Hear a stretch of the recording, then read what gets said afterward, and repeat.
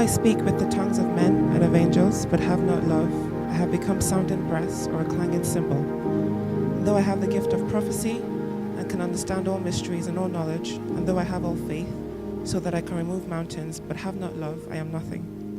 And though I bestow all my goods to feed the poor, and though I give my body to be burned, but have not love, it profits me nothing.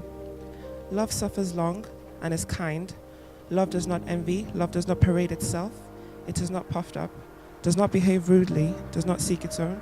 It is not provoked, thinks no evil, does not rejoice in iniquity, but rejoices in the truth.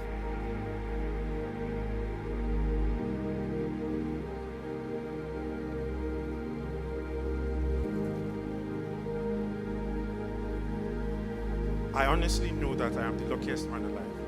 I know all the husbands out there, you probably think the same thing, but today is my day, so honestly, I am the luckiest man alive. I'm not saying this because I'm going to spend the rest of my life with her, and what I say here matters, but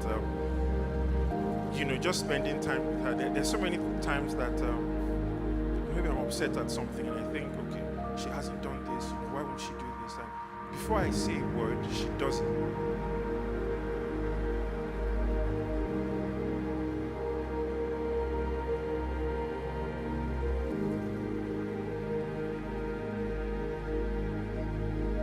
Without me saying anything, I at the point I asked her, I'm like, do you have cameras in my apartment, or are you reading my mind? Like, why is it that I want something and before I say it, you've done it? And that's because she understands me. She gets me like no one else ever has. And I think I get you too.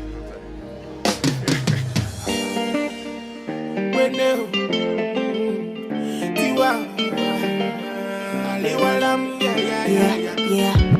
Mr. Lover, you know say I don't get wahala.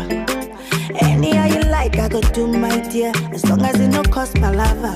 Spells. Promise say you go treat me well, oh. Give me good love and no be kiss and tell, oh. No be say after that wine I'm well, oh. Make you no go leave your girl for inside well. Why